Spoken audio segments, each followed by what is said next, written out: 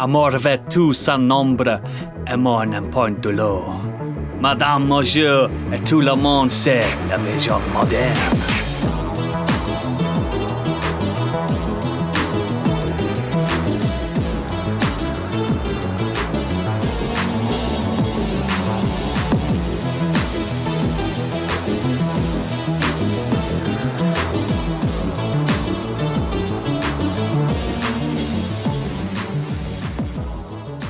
Hello and welcome to the show, and our first episode of Love Month. J'adore.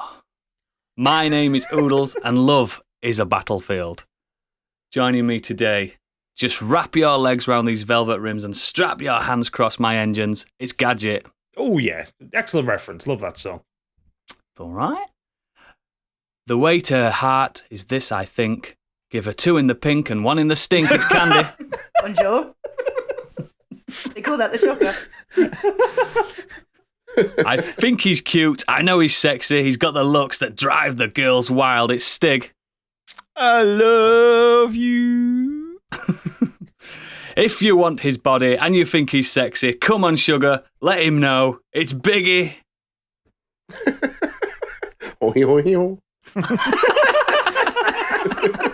I should not bother with my wrestling references. Just blank. Everyone's just blank. It is Love Month, but before we get into the show, please consider becoming one of our sexy and incredibly cool patrons to help us divide and conquer the podcasting world.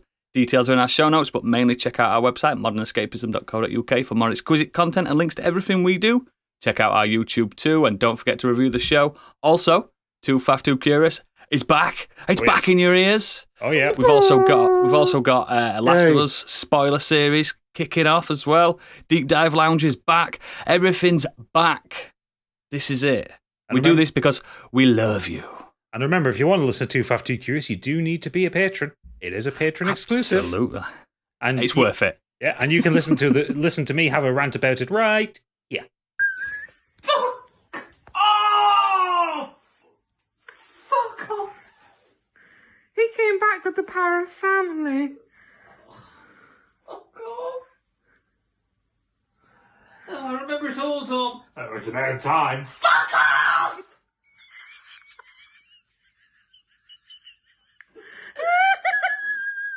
Oh my god, if you fucking submitted this in year 4 creative writing, your teacher would slap you.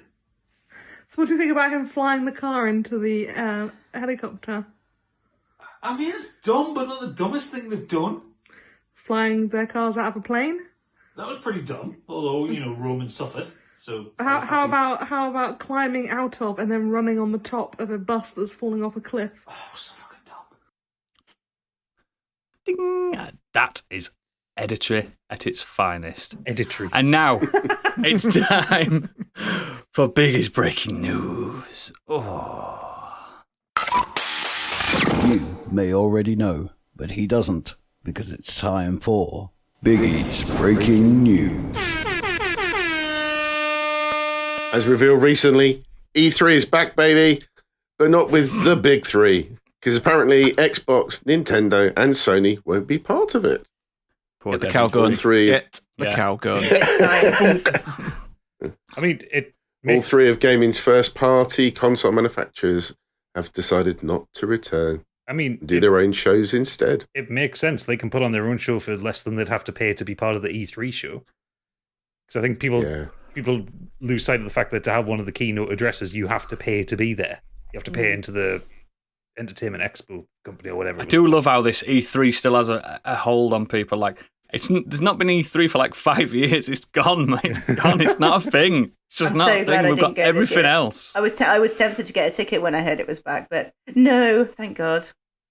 You mean you don't want to go into the LA Convention Center to watch an Ubisoft presentation? Not so much, no. I mean, it doesn't really tickle my fancy, that.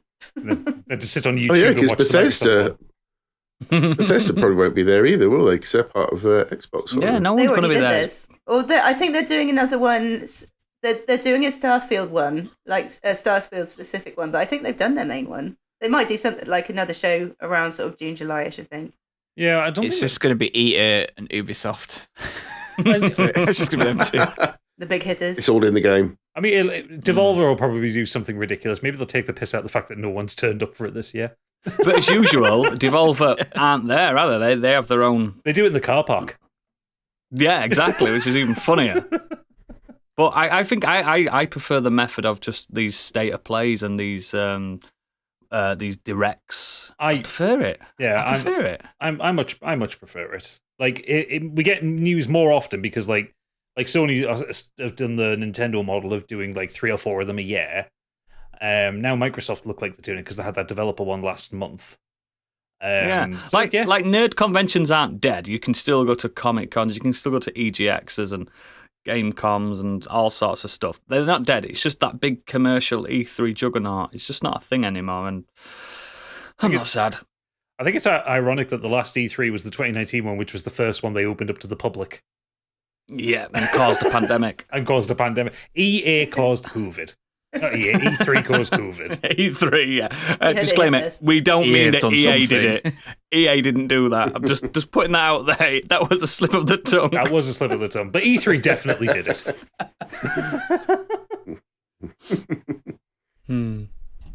Next up, thanks to the success of the Last of Us TV show, Sony have gone all out on their next one. That's right, Twisted Metal, the TV show you've asked for. Look, filming on the series finished last year, but it's now in post-production, and it stars Anthony Mackie, Samoa Joe, and Will Arnett providing some of the voices. We've known the adaptation has been around. It seems like it's only a matter of months away. Probably hear more about it later in the year. We can't moan about this anymore. We can't moan about this anymore because look what The Last of Us has done.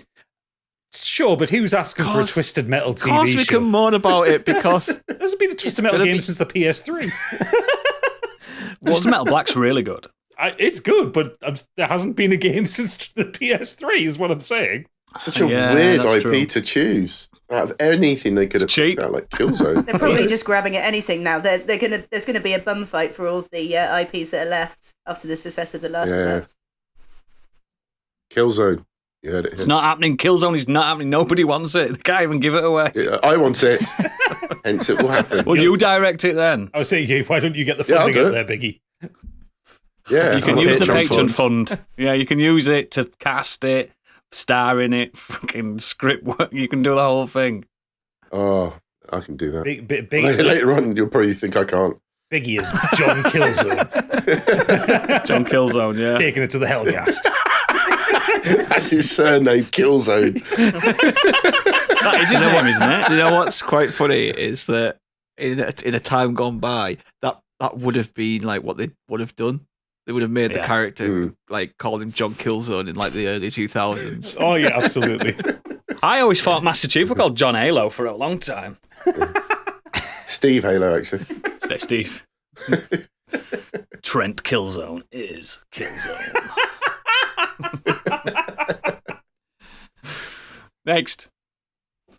Next up, EA's Motive Studio is apparently interested in exploring Dead Space some more, presumably with either a remake of Dead Space 2 or a new Nightmare entirely. Speaking to GQ, Senior and Creative Director Phil Ducharme and Roman Campos Oriola, were asked whether they had ideas for the future, to which Ducharme responded, "For sure, it's a hope that we have. There's interest on my side, and I think on Roman's side, you can see his smile here, in exploring Dead Space more. There are ideas, that's for sure." So I think it's going to happen based on the success of the game, I think. Absolutely. I mean, I'll go into it a little bit in the Nexus, but I've been playing more of it, and it's fucking brilliant. If they did a remake of Dead Space 2 and then did a good Dead Space 3, I'd be all in for that. I'd rather them do a different part of that universe. I was just going to say this. Are we getting into a bit of a malaise of just wanting and getting remakes now? Yep. Because let's just have new games in that. Because they know they sell, don't they? They know remakes sell. God of War was like they took a concept and made something new out of it. Do that. I'd prefer that. Yeah. I think I'm not going to say that Dead Space is bad or anything, and the new Resident Evil looks great. And you can't go wrong with Resident Evil Dead Space 2 and 3 though, were great remakes. But those games now, like Resident Evil, look like shit. So but you've got to remember as well. Sense. But I can play Dead Space on the PlayStation if I want. Yeah, with the Resident Evil 2 and 3 remakes, they were doing that in tandem of Resident Evil 8 and 7 and stuff like that. You know what I mean? They were still focusing on a brand new story. So it's, that RE engine had a lot of breadth to it, didn't it? Had a lot of, you could mold it and stuff like that. So I think they could definitely do things to adapt Dead Space 2, because Dead Space 2 is very linear and very actiony. Like if they did a lot, it's the best one. No, it is the best one. I'm not saying it's a bad game in any way, shape, or form. But they could do a lot of the stuff that they've done with the remake that they've just put out, and like make it a bit more of a exploration game rather than just like a straight line from start to end. But they could also, like, say, take Dead Space 3 and actually make the game maybe that Visceral wanted to make in the first place, or not do the stupid multiplayer shit, or the building your own weapons, or the microtransactions, or any of that bullshit. Or if they want to keep the co-op, make it fucking work, because me and Stig had a hell of a time staying connected to each other when we were playing it. Frustrating to watch. I literally got kicked out of the game in the middle of the last boss. You did. I was like, no! It's like, at least let me see the end of the game. I want them to do a Dead Space Metroidvania, please. Atmospheric, 2D. Oh, maybe not 2D. The thing is, this version of Dead Space that they've just released is very Metroidvania. It's very £69.99 as well, so... It'll come down. Yeah, it better do. Better do. Next. Further news from Ubisoft. 40 staff staged a strike in Paris, the development studio, around 15% of their workforce. They downed their tools last Friday following calls by unions for workers to take action. Staff held a meeting in the cafeteria where the company builds games around the Ghost Recon and Just Dance series. According to a worker who was present, the discussion included talk on the current troubled state of Ubisoft, the pressures of crunch, and plans for future strike action. Good luck, comrades. Good luck. I mean, the French know how to strike. Mm-hmm. We said that last time, didn't we? Well known for it. Mm-hmm. Strikes are pretty popular these days. I just wish them good luck, and I hope it goes well. Yeah. Massively. And also, fuck Yves Guillemot. Oh, God. Oh, yeah. Ugh, sacre bleu. Seeing as the reason for these strikes came out because he blamed the staff in the company for not doing enough good work. Yep. Next. Speaking of more issues, EA and Respawn have quietly cancelled a single-player game in the Apex Titanfall universe, according to some people. EA will try to find new positions for the 50 people who are on the team, but will lay off those who can't be placed. Now, I mean, Titanfall 2 was the dog's bollocks. It was awesome. And if any game deserved a sequel, is that. Yeah, me and Stig are going on a sympathy strike for this one. Fucking devastated. I cried on stream playing that game. It's so good. So good. It's so good. It's so inventive. It's one of the best first-person shooters I've ever played. The multiplayer is great. Like, it's so much fun. It's one of the best mech games ever. Yeah, everything about that game is good.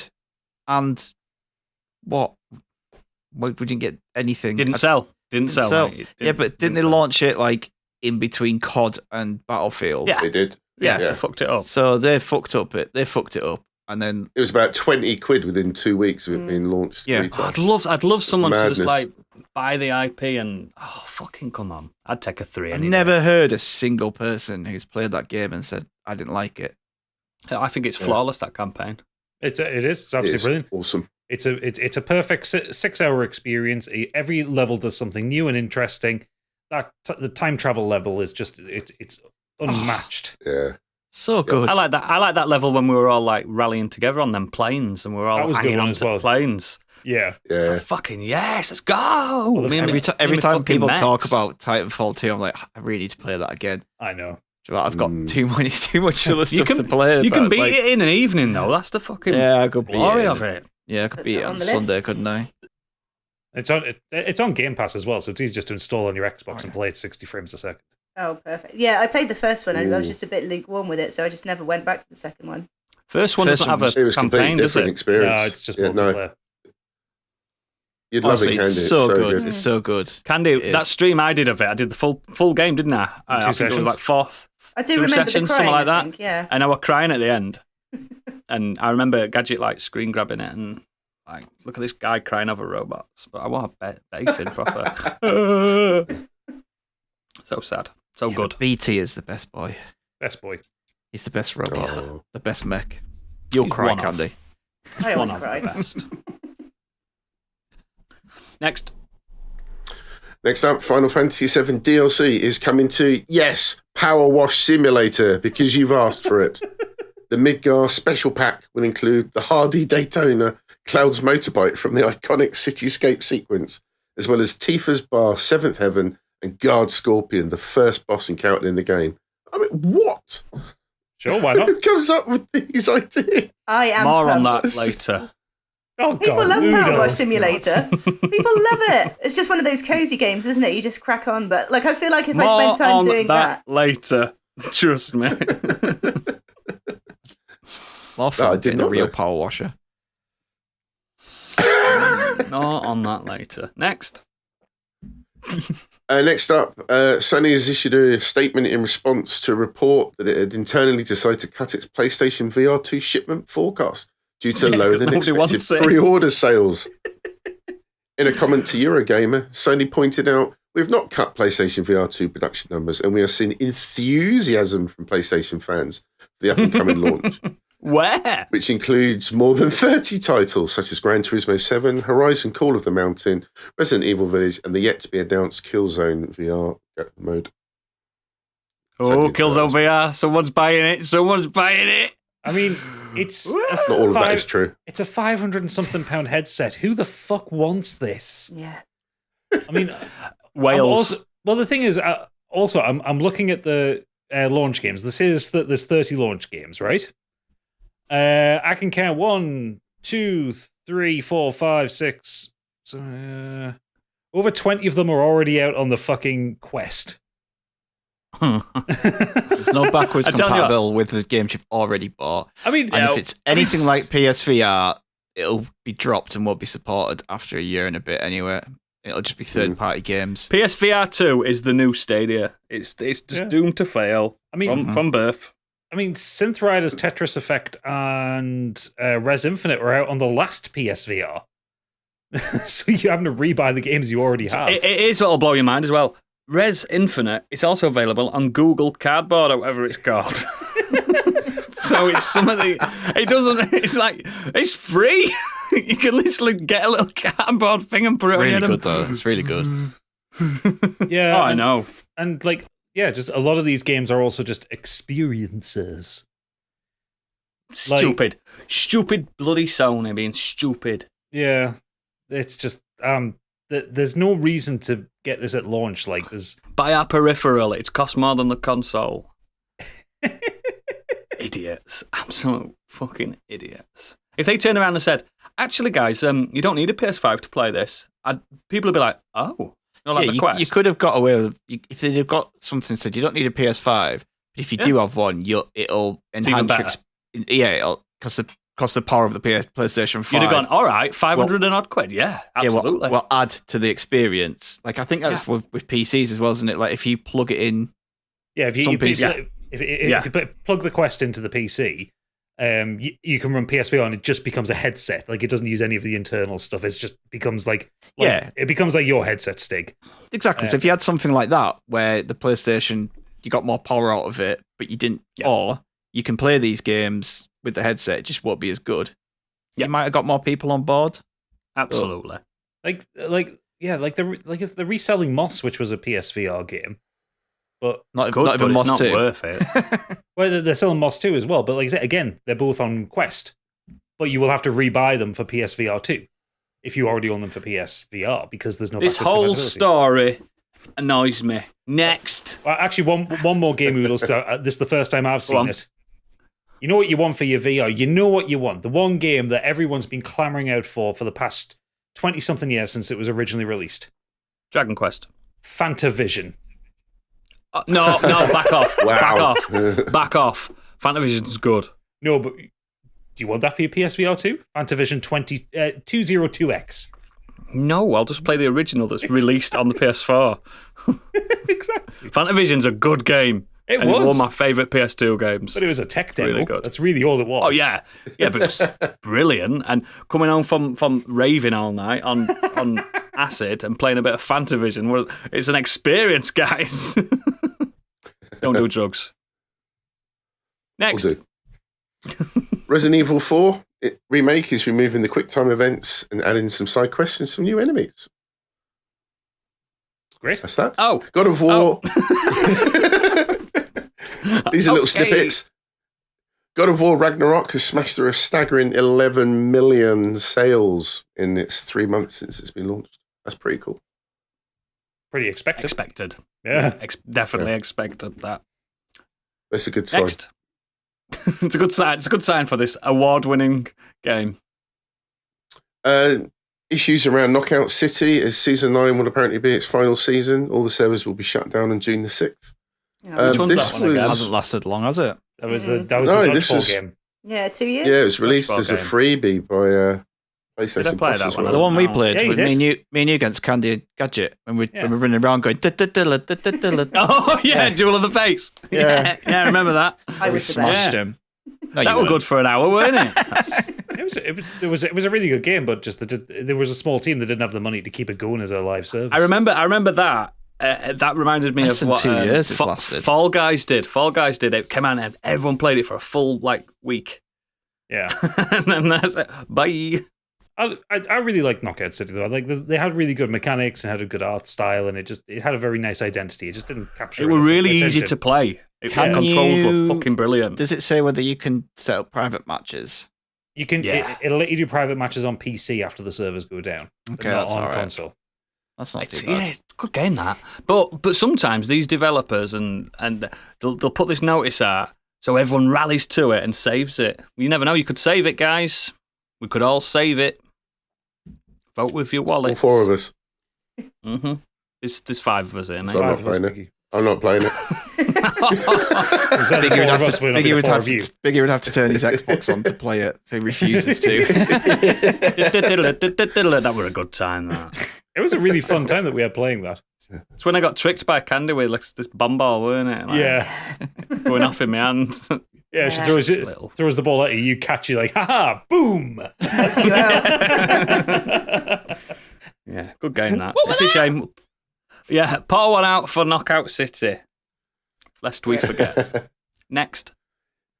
Going swiftly over to the film and TV world, DC Studios has had a big announcement, and they're doing a big, basically, revamp of the whole of the DC universe, which was hinted at previously. There's quite a big list here, so I'm just going to quickly run through these. They've mentioned Superman Legacy, written by Gunn. It will focus on Superman's balancing his Kryptonian heritage and with his human upbringing. Yep. It's basically Authority. what Smallville were based on.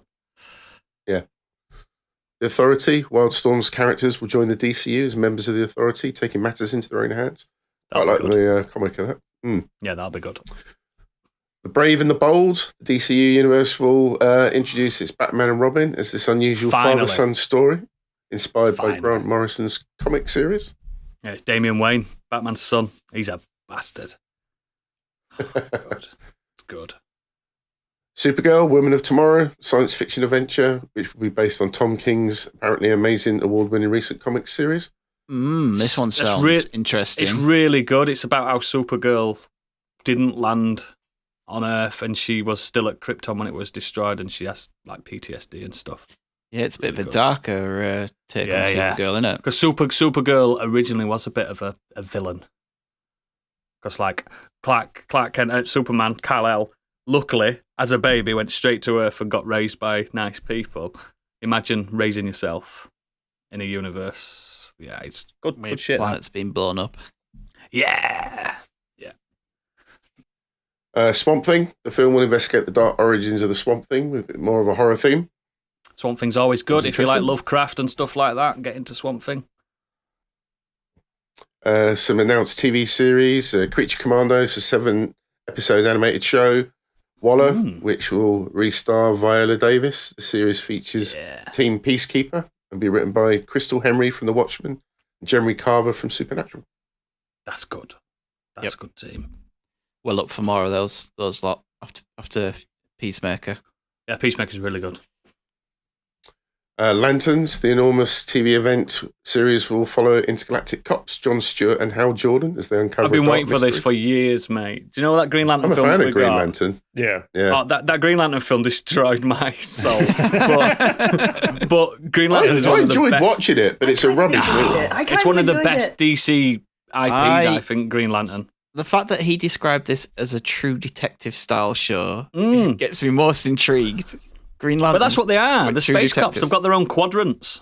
Yeah, I know, Yeah. but it's just kind of when you think of True Detective, grounded, backwater America, like detective series. Having an argument in a fucking in a spaceship about like, oh god, I think it'd be good, me and Hal Jordan and Jon Stewart. Oh my god, let's go.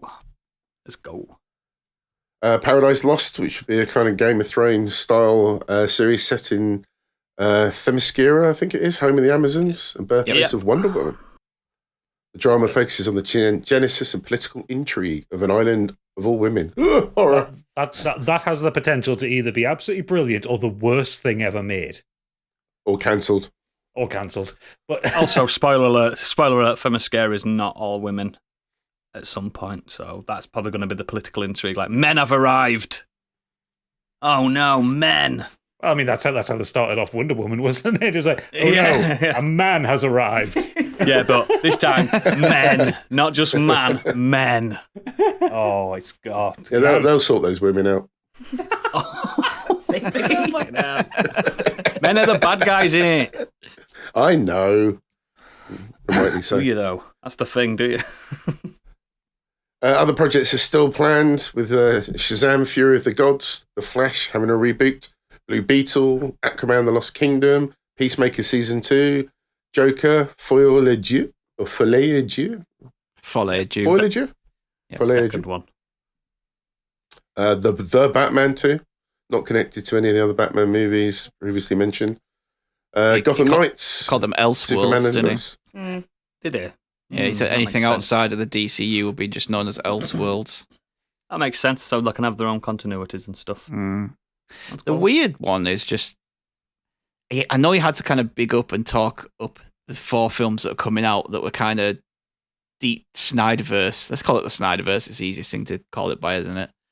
So they were the 4 films left in the Snyderverse, and the way he made it sound was that might be keeping some of them on, but I just don't see it.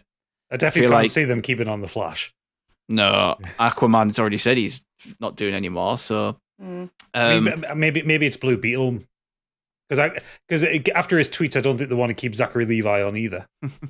Yeah, I The heard thing there was is, some right, they've problematic got stuff. Shazam and Black Adam.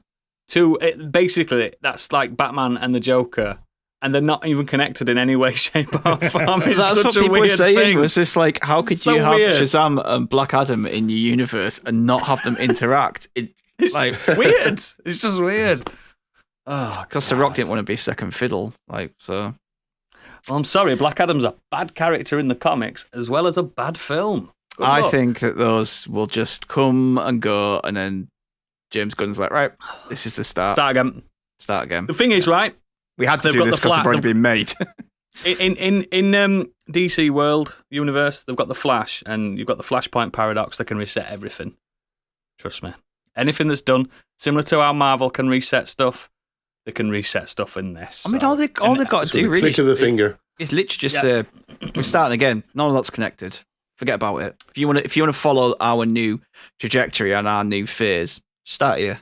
Don't worry about them. I just find it fascinating that I live in a world where all my favourite old characters are coming into fit, and I'm not rushing out to cinemas to see them because I know the shit. Like me 20 years ago, someone saying the Black Adam film's out, I'd have been like, "What? I'm away," and I'd have gone. But now I'm just like, no. And the best thing to come of it was a proper Z list in Peacemaker. Yeah. Peacemaker's really good. Yeah. It's such a shame. Such a shame. Last few snippets. Amazon are developing, as mentioned before, the Tomb Raider movies, but they're also creating a universe around games and a TV series. The corporate giant is reportedly looking to turn the adventures of Lara Croft into a connected storytelling universe in the lines of the MCU. What everyone wants. It's what everyone wants, innit? With It's what who? everyone's been How clamouring the- for. Surely it'd have to be within the same studio of Tomb Raider. Which Right. Is what now? Who owns Question Tomb for Raider you now? all. Crystal Dynamics. Right. Question for you all. Name any other character from the Tomb Raider franchise. The butler. I want to know about the butler's adventures in the What's his name? cupboard. David Mr. Butler. No. Steve the Butler. No. Alfred. No. Jones. No. Jeeves. Oodles. No. That's what I mean. I don't know what it is because no one fucking cares about anyone other than Lara Croft. I think there was a character in the newer ones called Jonah. That's all I know. That is it. It's fucking stupid. Connected Tomb Raider universe. No one asked for it. Absolutely, I'll take a season of it. You know what I mean? But a connected universe of Tomb Raider. Who's going to turn up? Raziel and Kane from fucking Soul Reaver because they're Crystal Dynamics fucking properties. What's going to happen next? You've got Gex is turning up. Yeah, Gex is turning up. Blood Omen, Legacy of Kain. Yeah. Fucking stupid. Product Snowblind, whatever that is. Just looking on their website now. Deus Ex. That's not Crystal Dynamics. Deus Ex. It was, wasn't it? No, it was. Published by Eidos, but it wasn't Crystal Dynamics. Yeah, it's not Crystal Dynamics, is it? Yeah, that's true. Ion Storm made Deus Ex. Ion Storm. Yeah. Oh, yes. Yeah, so, genuinely, how do they do this unless they're scanned? After one movie where they introduce a load of characters and then just do 1,000 spin-offs. There'll be one episode where Lara's like on an island still and she goes to sleep and she hears this, "Hey, sexy lady, this Gex, little Gex lizard," and he turns up in his tuxedo. "You're really hot, baby." Perfect Dark.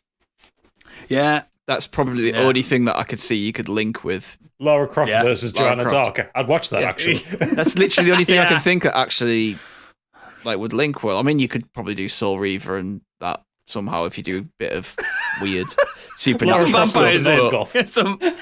You what? Lara wakes up in Nosgoth. Well, you know what I mean. They just make some kind of, Tomb Raider's always had weird shit going on in it. Oh, it has. Yeah, but this makes no fucking sense. Oh, a dragon in the second one. It's got a big in the first one. Yeah, it's got a lost kingdom in the first one. Oh, what a strange thing to discover today. That's the first time I've heard of that, and that's blown my mind. The Tomb Raider extended universe is so funny. It's so funny. I love Tomb Raider and I love Lara Croft as a character, but fuck me, no one knows what her mates are called.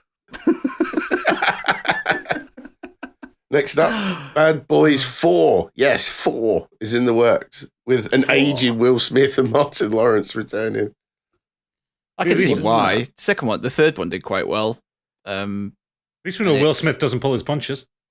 Hey, do you know the funniest thing about this was there's a video of him getting in his car and everything. It's like, he goes, "Guess where I'm going today?" It's like, "Follow me." And he's like driving his car and then he pulls up outside Martin Lawrence's house. "That's right, I'm here." It's like, it's Bad Boys. Apart from the fact that the YouTube thumbnail had them both together in the thumbnail. So he's giving this big kind of "Guess where I'm going," and bigging it up. It's like you literally spoiled it with the thumbnail. Like everyone knew what it was. Is Will Smith a boomer now?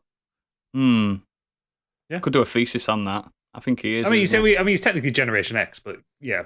Yeah, but is he becoming boomer? He's rich and out of touch. Of course he is.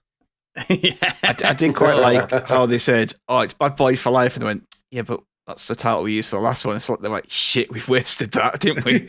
Yeah. I've never even seen any of them. Bad Boy. I really enjoyed Bad Boys 1. 2 is first one was all right. Michael Bay getting too much money and going full Michael Bay. Yeah, you never go full Michael Bay. There's a great shot. Are they all Michael Bay films? First two are. Yeah, third one isn't. The second one has a real great spinning shot in a house. That's really, really well done, really well shot, and the shootout in the house. But there's so much other stuff in there that has this typical Michael Bay humor, where it's just and sexism. He thinks it's funny, but you sat there going, "Why is this in the film?" Is this the first film since Will Smith's smack? His slap when he slapped? No, Emancipation. No, he did Emancipation. Yeah. No, but he'd already filmed that, hadn't he? It's the first announced film. No, yeah. But what I'm wondering, that's probably a good film to go back to get people on your side. That's what I'm thinking. Yeah. For for like a good PR stunt is to get him something that people love. And I bet everyone in that production's like, "Hi, Mr. Smith, are you okay? Would you like a jacket potato?" He's like, "Get that potato out your mouth!" and gives him a smack. Yeah, it's literally like this and Men in Black would be, if you announced them, it's like kind of a distraction, isn't it? Yes, absolutely. Everyone Oh forgets. god, So imagine you can go on imagine the state if you went back to Men in Black. Jesus fucking Christ. Yeah, how to ruin a classic. Next. A young Dexter series is in the early works at Showtime. No one wanted that. Who cares? Next. Next. What they did want was King of the Hill to be revived, and it's been ordered by Hulu. Mike Judge, Greg I like King of Daniels, the and the Hill. original cast are back. Yeah, Yeah, I'm into that. Yeah, I like it. I loved King of the Hill. I thought it was fucking brilliant. I don't even want a time skip. I want it to just carry on as if nothing happened. I think they probably will because obviously Brittany Murphy died, so they won't be able to get Luann back. Yes, to recast yes. her. That's true. But I'd like to see an adult Bobby. I'd like to see what he's getting up to. I bet he just does what his dad does. Sounds outside propane, there. but he's bad at Right. it. Yeah, he's really bad at it. Oh god, yeah. I think they had little Bobby. mild success Oh, off Bobby. the recent Beavis and Butthead reboot, so that's probably why they thought, let's go for Yeah, it's that as well. just tapping into a rich seam of nostalgia. Go for it. I'm What, happy for it. what Mike Judge realises is everyone that liked Beavis and Butthead back then now has disposable income to download and Yeah. get Hulu and stuff like that. The man's clever. He knows what he's doing. So yeah, I'm up for that. Next. News came through that Alec Baldwin has been formally charged with involuntary manslaughter over the Rust shooting. The actor denied that he pulled the trigger of the weapon during rehearsal on the New Mexico set back in 2021. There have been rumours that he was on his phone during weapon training, though. Oh, Alec. Didn't this come out like 3 weeks ago? Yeah, I know our breaking news is a little out of step every now and again, but this was about 3 weeks ago. Never. Never. This is important, hard hitting, cutting edge news. I think he was on trials. Off the press. Some people wasn't he? aren't paying attention. I'm just helping them out. Next up. Involuntary manslaughter. It's Enjoy. it's a bit of an odd one. Like, it's in it. He'll do it. He'll do 8 months community service. Yeah, don't want to get into it. Yeah. Next. Netflix controversial plans to prevent password sharing. Users are supposed to apparently log in to Netflix via their primary location's Wi-Fi network every 31 days. Although Not apparently easy. they're Have you turned on this, it? but- Yeah. Yeah, they claim they We shall see. accidentally put that help article out. It's like, no, you're putting it out to see what people's reaction would be. It's the whole fucking Wizards of the Coast thing all over again. Like, that is They just test sped these PR moves, don't Oh they? yeah, absolutely was what they intended to do, and then they saw the internet go, nope, and they went, ooh. So I It's like with this Bad Boys 4. If people have gone, we don't want that, blah, blah, they'd have gone, it's not happening, really. You know what I mean? It's the same with anything nowadays. They can just test it on internet. It's very clever. It's a good marketing tactic. So I kind of get why Netflix would want to take away password sharing, because in their mind they think, well, if we take it away from these 5 people who are sharing this account, they'll then sign up for Netflix. That's not going to happen. Nope. That's not going to happen, because now you have a load of other services offering just as good TV and shows who are allowing you to share passwords and bringing out good content. So people just go, no, I'm good Netflix. I'm not going to bother. You know what I think this will do? This'll help Dodgy Dave with his Fire Stick selling business that he's got. It's going to make him more money because people are going to go, right, I've heard about this Fire Stick. There's no people that don't hear about these things, like these 60-year-old people or 50, 60-year-old people are just like, I've heard about these Fire Sticks. Shall we get one of these? Because Netflix, we can't do all the stuff that we used to do. And you get everything on one package. And Dodgy Dave's telling them it's legal. Don't worry, it's legal. You know what I mean? I think there's going to be an influx of that, in my opinion. The thing is, what Netflix should have done is, rather than treating people who are password sharing like pirates, which is what they're doing, they're treating like people stealing from them.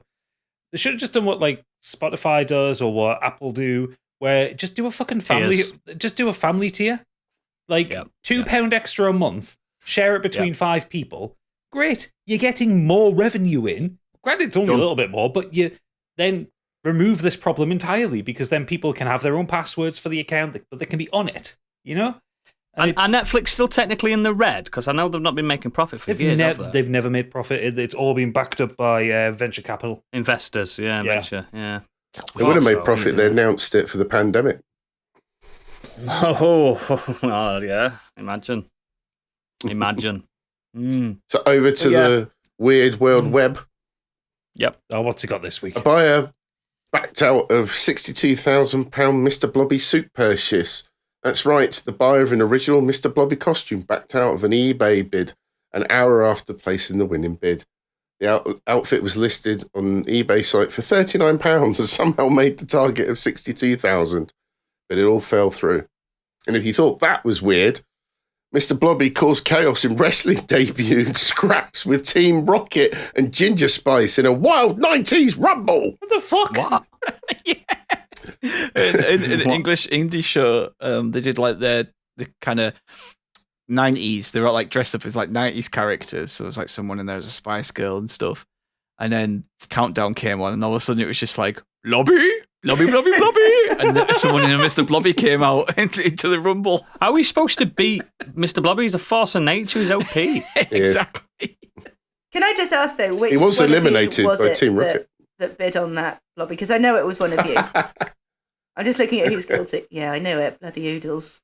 I'd have bought it for 60 quid. I'd not gone higher than 60 quid. Do you know what I really liked as well? There were these like memes going around as well. Like it coincided perfectly with the same week that King Charles announced that he wasn't going to wear the traditional coronation garb.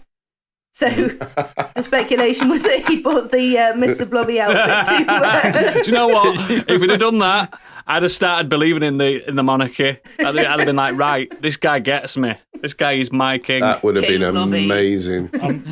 King Charles bursting through a wall and just falling over in a Blobby. His crown falls off. He's just like, Just remember how problematic Blobby was, though, grabbing Camilla's boobs and stuff. He were an horrible misogynist with Blobby. He used to grab women's asses and stuff. He's got the same she used to size smack fingers. him. She used to smack him, and then there were a kid Blobby as well, little baby Blobby, and used to throw him about. Terrible family.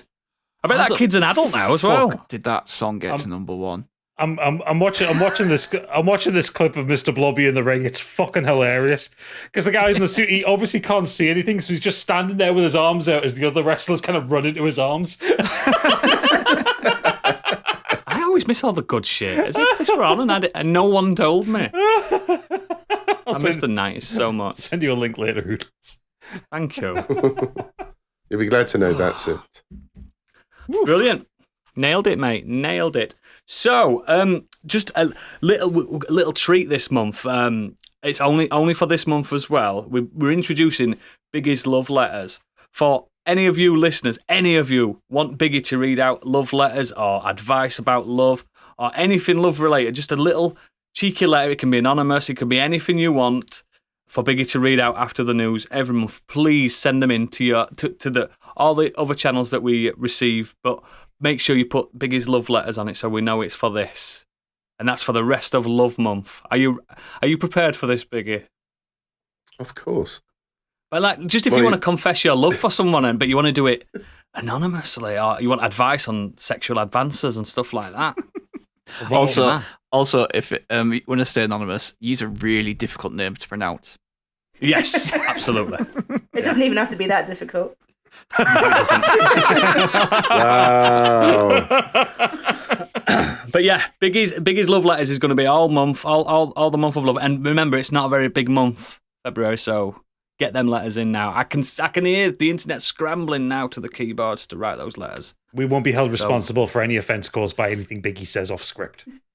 Yes, absolutely. Absolutely. So, let's get on to the Nexus. Candy. I went to see a film. I went back to the cinema for the first time in months, and I missed it. I saw two films. I saw Puss in Boots, which I'll talk about in the green room, but I also went to see Knock at the Cabin, and that is M. Night Shyamalan. Yes. Shyamalan. Shang-a-lang-a-ding-dong. His latest film. That's the title. I can't ever do his name without going Shyamalan Ding Dong. Shyamalan Ding Dong. It's just Shyamalan. It's just Shyamalan. That's all it is. Shyamalan Ding Dong. Shamala Ding Dong. Wham Bam Thank You Man. Anyway. So his latest film, starring Dave Bautista, Big Boy Dave, Rupert Grint, Jonathan Groff, amongst others. And it's based around a gay couple that have taken their daughter to a holiday cabin. At the beginning of the film, the daughter is it's too woke already. I am out. Gay couples. I can't watch it. I can't watch it. Sick of hearing about gay couples. Disgusting. But yeah, no, lovely. Disclaimer, I'm joking, guys. I feel like sometimes if this is someone's first ever episode and we say this kind of shit, they're like, oh my God, the bigots. Guys, you don't know me. I mince around everywhere. Trust me. These guys have seen me in real life. I'm always floating about. More mince than a butcher shop. Absolutely. It's the dressing gowns that get me. The daughter is approached early in the film by David Bautista's character, who tells her that it's important that she and her parents let him and his friends, who are soon to join him, in an apparent home invasion. They give them the ultimatum that the family must decide between them who is to die in order to save the Earth from apocalypse.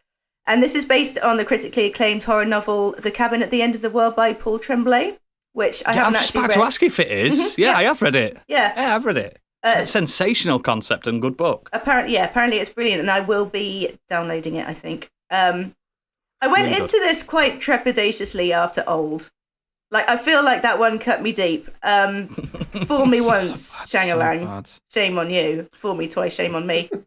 He's fooled me many times. Yeah, I'm going to say, Lady in the Water. The Happening. Yeah, The Unhappening. Glass. Yeah, it was good, though. But yeah, no, I actually quite enjoyed this. It's fine. It would have been better, I think, as a short story. And I find myself saying that quite often. But I think if Shyamalan. I think if Shyamalan were to do something like Guillermo del Toro recently did, The Curiosities, like an anthology of short stories, sort of in the style of The Twilight Zone. Because I think maybe sometimes this film, like, the concept is actually pretty solid, but it's drawn out a little bit too much, and it's sort of outstays. This isn't even his concept either this time. Well, so. yeah. Well, neither was Old. Old was Probably based helps. on a comic, I think. Oh, was it? Oh, right. So yeah, I think. But then the ones that Guillermo del Toro did, he didn't write them. They were based on various media. So I think he produced a lot of them, didn't he? Yeah. So if it was just a curation type thing, I think that would work great. 45 minute episodes. Yeah, I agree with you, mate. Perfect. That's why I liked Dark Mirror. Yeah. But it was okay. It was pretty good. It's quite talky, which I personally don't mind. Obviously, I'm a Kevin Smith fan, so I'm used to talky films. Nothing else happening. Yeah. But like I said, it's better than Old. It's an interesting concept, and at some points, I did feel like my heart was beating a little bit faster. It's kind of a thriller, but I wouldn't. It's not scary. It's certainly not a horror like it's advertised. One thing I will mention though, I was going to say the trailer makes it feel that way. Yeah, it's not a horror by a long shot. One thing that does annoy me with his more recent films, because I didn't notice him doing it in his earlier work, is the camera angles. Like there's so many shots where David Bautista's face is filling up about 80% of the camera. And I get it; it's meant to be like an invasion of your privacy. I can see what it represents, but it is just so in your face, and I mean that absolutely literally and figuratively He's got as a big well. head as well. He's got a massive fucking great hammy head. Handsome on head though. He's got a very handsome head though. It's so wide. Maybe he's been taking lessons from Tom Hooper. Yeah, that's it, innit? some big old face shots on the IMAX. I read that M. Night makes an ill-advised cameo as well. Yeah, he does. He does in all his films. I wouldn't say it's ill-advised. Yeah, it's just a cameo. I can't remember. Yeah, he just isn't very good in it. He's definitely he's in every single one of his films, I think, in some aspect. Yeah, He generally does, yeah, but some are more subtle than others, aren't they? He does. No, he stands out like a sore thumb in every single one of them, mate. The one in Old is bad. Can you remember the one in Signs when he goes to that man's house, and it's just M. Night Shyamalan not being very good at acting, saying, "I'm getting out of here. The aliens are coming." Doesn't he stick himself in as an actual character in Lady in the Water? Like he's in quite a lot of the film. Yes. Yeah. Fucking Lady in the Water. What a pile of shite that was. Oh, yeah, it's bad. I'm sensing more misses than hits from. Oh, yeah. 3 good films. No, 4 good films. I'd say in his. Sixth Sense, Sixth Sense, Unbreakable, and Split. Split was good.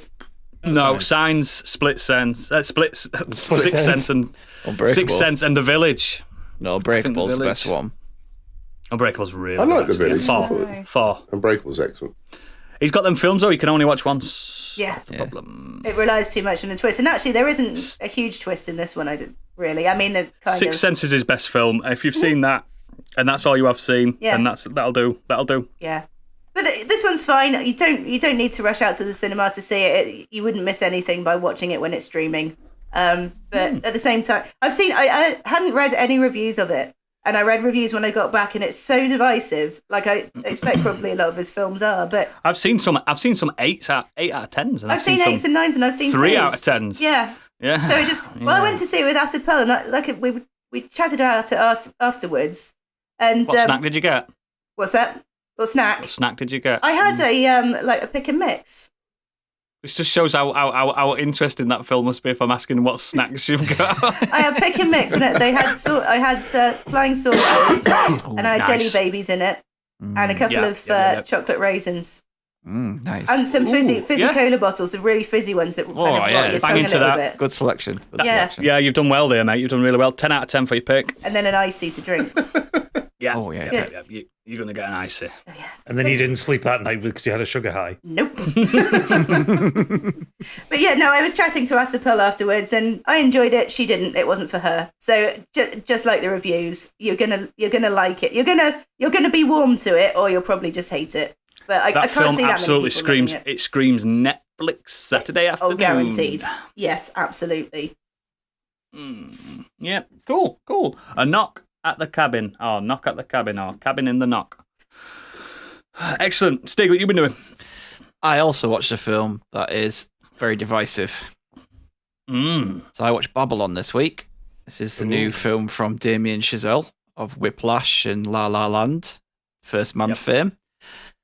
So this is a tale of old Hollywood, kind of coming to terms with, it's like a big epic period comedy, like drama, and it's Hollywood as it kind of comes to the realization of changing from black and white films with no sound to like the talkies and things like that. Like it's basically like the kind of progression that's going on there. It stars Brad Pitt, Margot Robbie, Diego Calva, and a load of other people. Tobey Maguire's in there for a little bit. And it's a really odd film. The trailers are odd. Really, really odd film. Parts of it is really good. So I'm a big fan of his films, so, like the other 3 films that he's done so far.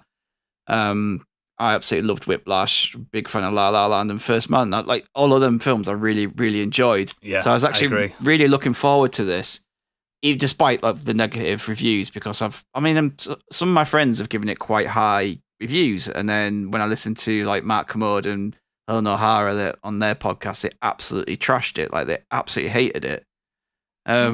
So I've ended up coming out somewhere in the middle.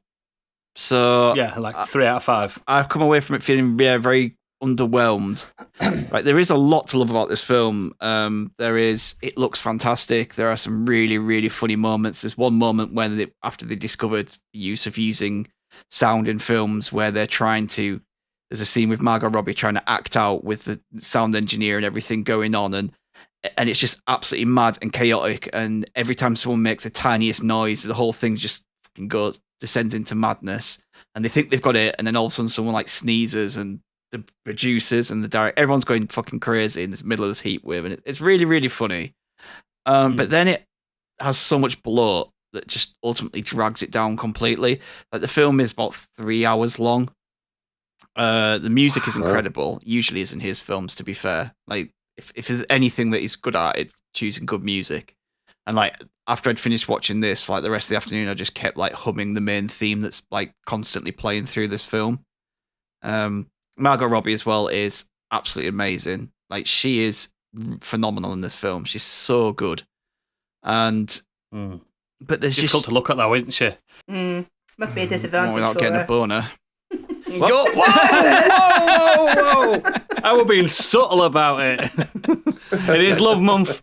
We have to celebrate the boners. No, she looks fantastic in this film, but it's really weird. So it's kind of telling all these backstage stories as well of kind of debauchery and parties and like kind of drug fueled parties where the guy who's throwing this party up randomly just brought an elephant to it and things like that, where it's just these crazy sex fueled, drug fueled parties going on in the background, and all that is kind of like cool and interesting, and like I say, it looks great. And for about 2 hours this film, I was really enjoying it. It's a solid 4 out of 5 film, and then the last hour absolutely shits the bed. Like, it just drags it so far down. And there's a bit right near the end of the film which is just so not in keeping with the rest of the film. And I kind of get he was maybe trying to show an even seedier underbelly of Hollywood. So you start out with these parties that are kind of just sex and drugs and alcohol and perfect. Yeah, and then you go into the really horrible, nasty things that you don't actually want to believe exist, and you're like, what is this doing? What's this proving? Why have you put this in your film? Yeah. It has nothing to do showing? with the rest of the film. Like, what you're trying to say, I didn't get it. I thought it was absolutely terrible, and it takes up a massive section of the film. I just thought it was just poor. But I'm not going to. It's a shame because when I saw the trailers, I thought, oh, we're going to get another like Once Upon a Time in Hollywood style film. It could have been. I generally, for the first 2 hours, I think it's that kind of film because it does. I love that film. It does meander a bit, but you do kind of just get pulled along with the characters, especially Margot Robbie. Brad Pitt's pretty good in it. They were both in that as well, so I thought that's where the similarities. Yeah, you know what I mean. But it's a shame. Like I really did quite like enjoying watching her character go from literally nothing to being like a Hollywood star. Like she fakes her way into a party pretending to be someone famous, and hang on, my Guinness is here. Way, can I get one? Yeah, so she fakes her way into this party, and then she makes a name for herself. Like, she just happens to get picked for a part because they needed a woman for this part in this film, and she's just really good and a really good actress, and she builds herself up, and it's really interesting and quite cool. Yeah, and then it just, I don't know what it was trying to do in the last hour, and it really ruined it for me. So it's one of those films that would have been better served if it had a bit of editing in the massively, department. Absolutely massive. You can't edit some of these directors though; they don't allow it. Yeah, I just because I've been looking through like the featured user reviews on IMDb, the ones that you can usually trust. And basically everyone's saying much the same. Like most, 2/3 of the film is fucking brilliant, but the last hour drags. Yep. Yeah, I just can't wait for the extended cut. Then he could have just cut a lot of that end section, the last hour out, and ended it around 2 hours, 2 hours 15, and it would have been a really good film. There's also he's clearly trying to pay a homage to Singing in the Rain with this, with the whole kind of Hollywood turning from a silent era to the talkies. And there is a massive homage to Singing in the Rain. Sorry, in there. It even gets played within the actual film, but at times he's just literally ripping it off. He's literally taken things from Singing in the Rain and put into his film, and he's probably thinking he's paying a homage to that. But for me, I think it's just plagiarism.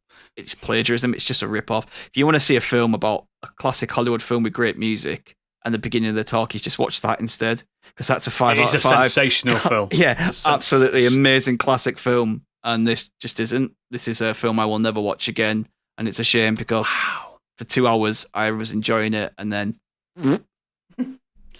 there you go, Hollywood. That's your review. Excellent. I'll go next. I was gifted this week from the lovely people at Square Enix a gift, a game code, a gift I didn't know I wanted, but now I need forever. A game on the PlayStation 5. You may have heard of it, called Powerwash Simulator. My God, this game has been out for 2 years, and as soon as they announce some kind of Final Fantasy DLC, it's just like, yeah, I'm on it. Hey, no, it's just released on PS5. That's all. This week. Yeah, late to the party as usual. That's why. I got to be fair, it only came out last summer on the PC. No, 2001 on the PC. That's X Game Pass last year. Mm-hmm. But yes, I don't have those machines, so it came out on my machine, my ugly machine, and they reached out to me. Those lovely people at Square Enix. I've got to say that I don't have to review this. I was not part of the acceptance of the code. I can just say whatever I want. I went in to this. It sets you. If you don't know what it is, Power Wash Simulator. You are a power wash operator. A power wash is a big hose that's on a pneumatic. You've all seen them. It's a karcher washer. Everyone knows what a power washer is, and I'm explaining this to people. I actually own one in real life. I've done the garden with them, and I do enjoy it. But you start off, you've got to earn your business, like House Flipper, like PC Building Simulator, like all these simulator games that I love. Bus Simulator, 2019, one of my favourite games. As well, don't you? You have to kind of build yourself up. Yeah. Lawnmower 1, you start an empire. Same with this. And to start off, you've got to clean your van that you're going to be doing your jobs in. And I thought, that was really fun. It took me 20 minutes to clean that van, though. Fucking hell. And then you get to do someone's back garden. I'm like, I'm telling you, it took me an hour and a half to clean someone's back garden. And then I'm looking, like I was getting some podcasts through and some books finished in my ears. So it wasn't a waste of time, but I was like, hang on, I've just done a shift. Do you know what I mean? And then the next one I ended up on Mars. I cleaned the Mars rover. As you do. As you do. And then I saw in the corner from the extended Tomb Raider universe, Croft Manor. And I decided to clean Lara Croft's mansion from top to bottom. You know how long it took? A day? 5 hours. And I bet you didn't notice any of that time going. No, this game's so fucking good. This is what suits your ADHD. Something like this, something chill and relaxing and efficient. The music's really good as well. For what little I heard it, because I had podcasts on. But please tell me you were chasing him, the butler, with the Karcher spray. I was chasing everything, mate. Cleaning the grime off, and then when Biggie mentioned this. Final Fantasy DLC. I've been told on my email that I'm getting that as well. So I'm like, yes! Oh, God. This game isn't for everyone. This game isn't for someone that wants to achieve anything. This game's for someone that wants to do something with their hands and their eyes whilst their other senses are doing something else. The top rated Steam review for it says top 10 games that temporarily cure my depression.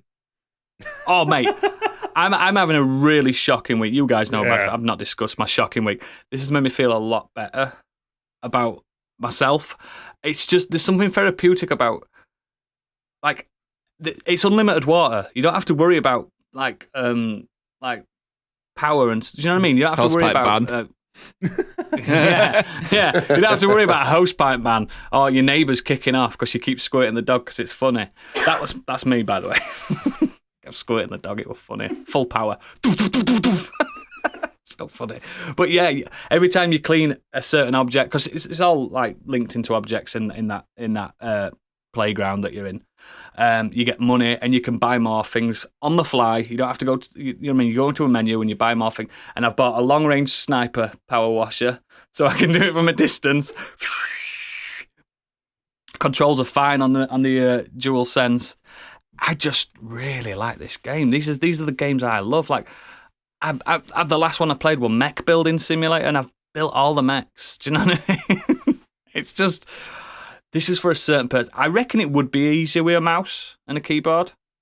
Just in general. Because aiming's easier, isn't it, with a mouse and a keyboard? But it's just nice. And I don't think it's that expensive if you wanted to buy it. It's 20 quid on Steam. Yeah. It's just really good. And all the content that they keep bringing out is free. And it's just really, really... a really nice time. And I know I've seen some people saying, it's the devil, it's the game equivalent of the devil. Do you know what that means? That they got obsessed with it, not that they didn't like it. And if you can curb that obsession, because I have been playing other things in between, but I just keep going back to it. I just really, really like it. I recommend, do you know, it's a Sunday afternoon game for normal people that haven't got issues like I have. Yeah. That can play a full weekend on it. But you could stick that in your kids' hands and your kids will play it. I mean, there's no fail screen. You can't die. Nothing can go wrong at all. You could say to your kid, like, let's say, Stig, you're playing it, right? And I've got really far on this. Amelia, Daddy's just going to nip to shops because I've got to go to nip to shop. Will you finish cleaning this garden? You come back and she has made some progress. She cannot fail it. Do you know what I mean? She can literally do your labour for you. It's just, yeah, I really like it. Is that what you actually did with your kids? When I had my dinner, yeah, I got my son to finish some of the things. But yeah, I think it's really good. It's great for all the family. There's nothing offensive about it. And thanks for the code. I appreciate that. Just when I needed it. The good guys at Square Enix. But yeah, Powerwash Simulator. Play it if you can. It's addictive. That's all I'm going to say. It feels like work, though. That's like those games just... It's like work, but you can't clean the Croft Mansion, can you? No, or you can't clean the Mars rover in real life. I have enough cleaning to do at home. Yeah, that's the trouble. I'd spend 2 hours on that and not the 2 hours I really need to spend on my kitchen. The funny thing is, right, I did this, I played this, and I got in the mood for cleaning, so I did a bit of cleaning after it in real life. It made me... Yeah, but I'm a clean freak, so I'm always in the mood for cleaning. Yeah, but this will be perfect for you. If you've cleaned everything, get on this game. No, I need escapism. not do this job. How about cleaning my kitchen? It's good. I like it. If you just want to relax, like Gadget, you listen to audiobooks as well, and if you just want to relax, but do something with your hands and your eyes. It doesn't get in the way of the story you're listening to or anything. It's really good. Fair enough. Yeah. Gadget, what you been up to? Anything as cool as Powerwash Simulator? No, not quite as cool as that, but just carrying on through Dead Space and Hi-Fi Rush. Dead Space is opened up with some Metroidvania-y stuff, which I'm really enjoying, and some of the changes it's put in have actually scared me. As I've gotten into the game, there has been some really good scares. Some shit. It's got dynamic like director mode, hasn't it? It has when you go do backtracking stuff, but I'm talking about just in like kind of the main run of the story. Like there are some. Oh, right. There was an encounter at the end of chapter 7, I think, which doesn't happen in the original game, and I wasn't expecting it, and it got me good. I was like, oh shit! So yeah, bravo on those. I can't lads. wait for this game to be 40 quid. As soon as it's 40 quid, I'm having it, mate. I am having it. You'll fucking love it. Okay. But I'm also I want to give a shout out to the audio design for that game as well, because I've been using my 3D audio headset from PlayStation, and I've heard everyone says to use that. The voices and stuff you hear as you're playing is just whispering, isn't it? Yeah. Whisper. Yeah, so good. And it was good back then, so it's got to be even better now. Oh, it's superb. It's absolutely superb. And I've been doing some of the side quest stuff, like which is all new, so like the backtracking and That's nice. just trying to get stuff unlocked, like get all the unlocks and get all the suits and that and the great stuff. So I'll probably talk about that again when I finish it. I should hopefully finish it this week, actually, because I'm on chapter 10 now of 12. Oh, yeah, you'll do it. But the main thing I've been watching a documentary. Because, I like a bit of a Netflix documentary. You do? And I like a bit of a white-collar crime documentary. I don't really like true crime stuff. I'm not a middle-aged white woman. I don't like the kind of the murdery stuff. No, you've got XY chromosomes. You're not into it. It's not your thing. Just I'm genetically predisposed not to enjoy that stuff. Exactly. But no, I've been me and Pippa watching Madoff, the Monster of Wall Street. Monster of Wall Street. So it's a 4-part limited series documentary about Bernie Madoff. Who, I know who he is. Oh, yes. Who was an American fraudster and the mastermind of the largest Ponzi scheme in history. He stole something in the region of $64.8 billion. Yep. Wow. Probably not in jail there either, is he? No, he went to jail. Oh, yeah. Wow. Usually they get off. I read a book called Fat Cats of Wall Street, and he had a full chapter to himself. Yeah, he died. He died last year, but the sentence he got. You can get the news. It's not a case of spoiling it. He got sentenced to 250 years in jail for the breadth of the theft that he caused. What's that? Is it like the 10 consecutive life sentences, something like that. Well, it was one of those crimes that they can't give a life sentence for, because America, you generally only get life sentences for like violent crime. So they gave him years rather than. But they give him years for every single person he defrauded. That was it. And the documentary is really well done. It's one of those kind of quite slick Netflix ones. But what I was quite surprised at, they actually had people from his investment firm talk about him, like first-hand sources of what he was like, what the office was like, the kind of things he was up to. None of the people who were like the direct co-conspirators, because the way Madoff did things, he had his investment firm, which was just like a normal investment firm. Like people would call up, they would buy and sell stocks on behalf of people, like Stratton Oakmont. Yeah. But then that was on the 19th floor of the building he was in, and then on the 17th floor he had the private investment company where he would invest money on behalf of people, and that was the Ponzi scheme. So most of the employees that he had were innocent. They didn't do anything wrong. They were just doing an investment company.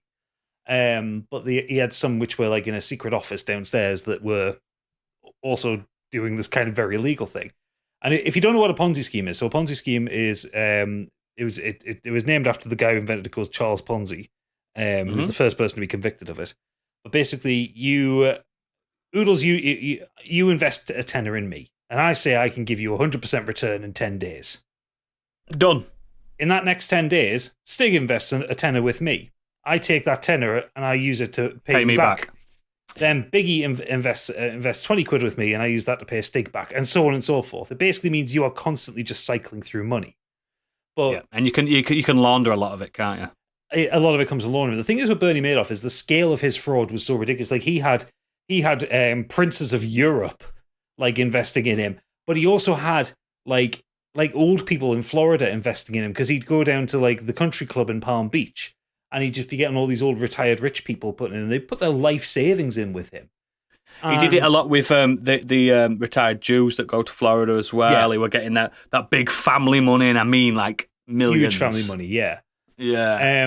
What I didn't realize in the documentary tells you, like, there were so many times the SEC, which is the Securities and Exchange Commission in America, there was about 4 or 5 times that they were onto him for something, and he just kind of like convinced them off, or they were too friendly with him because he was very well respected on Wall Street. And it wasn't until the financial crash of 2008 when people started quite rightly started wanting to pull their money out, and he's like, I don't have any money, and he had to confess to it. Yeah. And really sadly, like, it was his sons that dubbed him in. I declare bankruptcy. His sons work for the firm, and when he told them, they went straight to the FBI and like dubbed him in, because they they couldn't be accessories to his crimes, and they weren't accessories to his crimes. They just worked at the upstairs firm. How the justice system in America goes, you've got to defend yourself first, haven't you? Absolutely. But it's a really well-made documentary. It's very interesting. You hear from people who work for Madoff. They have like kind of actors kind of doing the visuals kind of things. There is also some of Madoff's own testimony from when he was doing kind of when he was being sued by the victims in 2016. Yeah, I remember it. So you actually get to hear him talk about it. And then you also hear from some of the victims as well. There's a handful of victims that kind of came forward for it. But yeah, it's 4 parts. It's about 4 hours long on Netflix, and I really enjoyed it. There was some stuff like I've heard the Bernie Madoff story before a few times, but there was some stuff in this one I didn't know about. So I was quite surprised by it, and just surprised at again. It's just one of those really well put together documentaries that Netflix are really good at doing. This is changing the subject slightly, but did you watch The Polka King with Jack Black? Which is also it's not a documentary, but it's a film, and it's he plays this this polka, I don't know how this polka musician, and he was doing the same thing, like this massive Ponzi scheme. But that's pretty interesting. No, I haven't seen that. That's worth a watch. Is he like rigagoo? Yeah, of course he is. All the way through it. Yeah. All the way to jail. Cool. Biggie, round us off. There's a quick one from me. So Good. I was under pressure to get 2 seasons finished. One was Call of Duty Modern Warfare 2. Managed to get the Battle Pass done and get 250 rank on the Prestige. Are these Battle Passes timed for like a couple of months or something like that? Yeah. That'd stress me out. So. I'd get it. I'd have to do it the first weekend because it stressed me out knowing it was there. No, I've enjoyed my time with it. I'm very happy. I'll play the next one, the next season when it comes out. But the main one I wanted to quickly mention was the Division 2, which has become my little comfort game. And I know I've talked about Division 2 before. But he just wants it on the pod. He loves it. But what they do is they've done the seasons as well to keep people going back and playing it. And that's what I did. I dropped into it. And they've just been doing season 10. And this was a manhunt. And it's basically just an event where you have to track down the main target by completing various activities around the map, which then gives you intel on where the 5 rogue agents are hiding out. And the battles are really tough, really challenging. You can obviously try and do it solo or get mates in to help you. And I bet your level's really high on Division 2.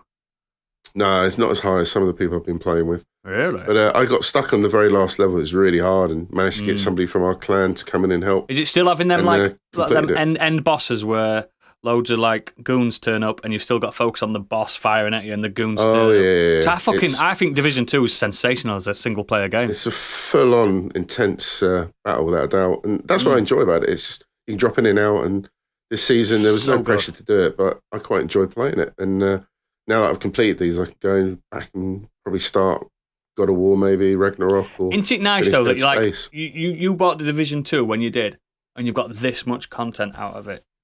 That's a good feeling. That's a good feeling. Just drop in and out of it, and that's what I like about it. There's no pressure to play it. But somebody mentioned it was happening, so I had a look. You never hear about Division 2 having like more thing. It's just not on anyone's radar anymore, is it? But no, there's a new season. Actually, funny enough, has been delayed. There's been some issues with it apparently, so it was supposed to come out this week. I do look forward to a third one. I really like Division. I think it's one of. I would do. I would love to see a third one. Great ducking and shooting mechanics and stuff. I think it's really good. And great clothes. Yeah, obviously really with obviously with Ubisoft's issues, we'll have to see if they come out with the Division 3. It's a focal point or not. But yeah, I love it. Still enjoy it. Awesome. Whew, it's time for the main topic. This is a doozy. We are making non-romantic films into romantic films. This, I've put a lot of work into mine. I don't know if you guys have put a lot of work into yours. I know Candy hasn't. I have. Page and a half. Mine's debatable. Yeah. So I'm going to start with Candy, actually, as the most romantic amongst us. Right. Don't worry, it'll be quick. So I'm going to do it in the style of a trailer. Don't worry, it'll be quick.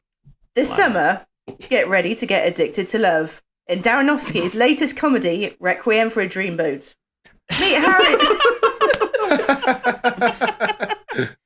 Meet Harry and Tyrone C. Love. 2 city kids down on their luck but high on life. They're ready to do whatever it takes to make the big leagues. But what happens when someone gets a little romance injected into their life? Enter Marion. She just wants to get away from her boss, Big Tim. He's a tough-talking, money-making, booby-grabbing mobster who'll stop at nothing to win Marion's affections. Let's hope she doesn't make an ass of herself. And let's not talk about Harry's crazy mum, Sarah. Did the fridge just talk to her, or is she going crazy? In an electrifying performance from Ellen Burstyn. Sometimes love costs an arm and a leg. Requiem for a Dreamboat. Have just a little taste to the theatre near you. And now I'd just like to hand it over to you, the test audience, and invite you to ask questions about the plot. Requiem for a Dream's quite a harrowing film. Mm-hmm. What differences does this have in relation to Requiem for a Dreamboat? Well, this is obviously a laugh a minute. Requiem for a Dream. Oh, so it's a rom-com. Requiem for a Dream only has 9 or 10 hilarious moments, but this is just you'll be laughing. Oh yeah, laughing your way through it. Laughing your way through it. Is there any standout performances? Well, an electrifying one from Ellen Burstyn, as I said. You'll be you'll be addicted to her performance, and you'll get the chills from her interaction with the fridge. This is terrible. But first of all, Candy, how dare you? That's all. Oh, okay. From the mind that brought us that amazing Jane Austen back in time robot. G.I. Jane Austen. G.I. Jane Austen. She makes films for the pun. That's what she does. She does it all for the pun, and sometimes there's no substance. There's no substance to the pun, and I didn't have that much time to get this one prepared, unfortunately. But I don't think sometimes you don't need a full plot. You don't need. You just give them the little snippets of what they need. It speaks for itself, doesn't it? It's a masterpiece. Sounds it. I mean, I probably would see it. That's the thing. That's the thing. I definitely probably would. With that cast as well. Oh, all right then. Leto at his finest. God, you know I'm a big fan. Fucking hell. Biggie, follow that. Oh, it gets worse. The Good, the Bad and the Ugly, directed by Sergio Leone, starring Clint Eastwood, Lee Van Cleef and Eli Wallach. During the Civil War, a mercenary and known bigot, Angel Eyes, is interrogating local former Confederate soldiers for stealing a cache of Confederate gold.